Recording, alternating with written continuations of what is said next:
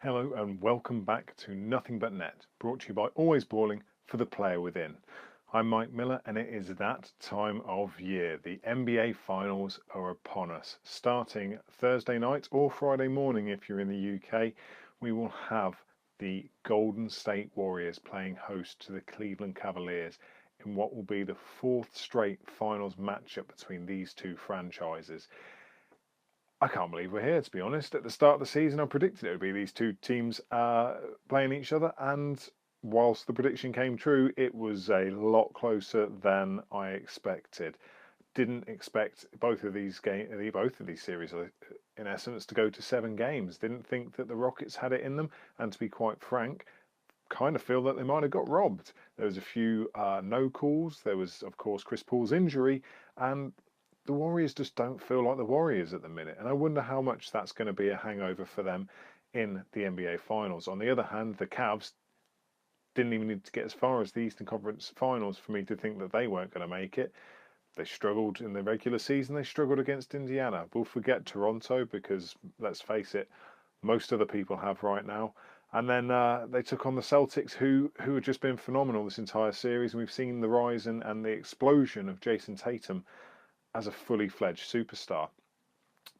But here we are again. LeBron has dragged a team to the NBA Finals in what is his 8th straight Finals appearance. That's ridiculous. That's the first time that's happened since there were about 6 teams in the league.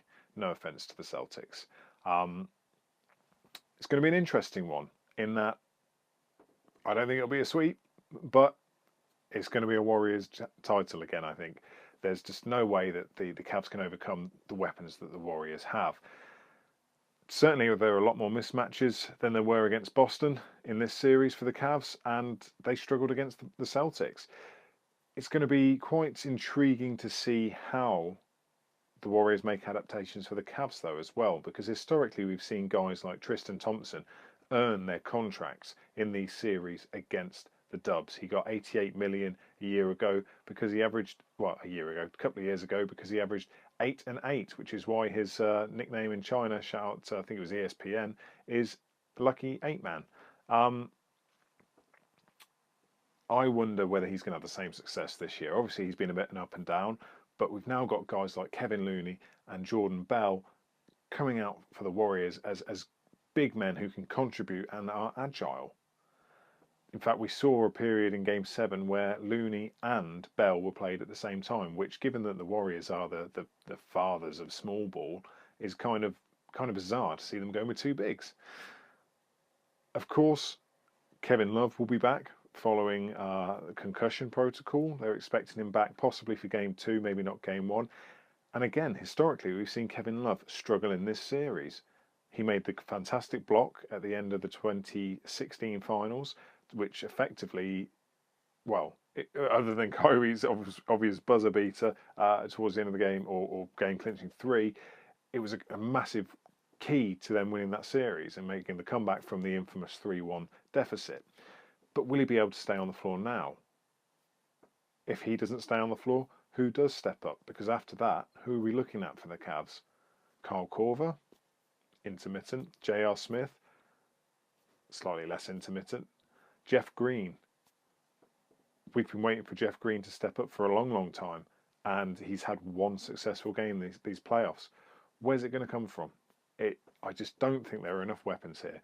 I'm calling it in 5 because I can never, a lot of people are saying sweep, but I can't rule LeBron James out. How can you rule out a guy who averaged a triple-double in the finals last year and is pretty close to averaging, 35, 8 and 8 at the minute? And how can you rule that guy out? He is just an unbelievable talent.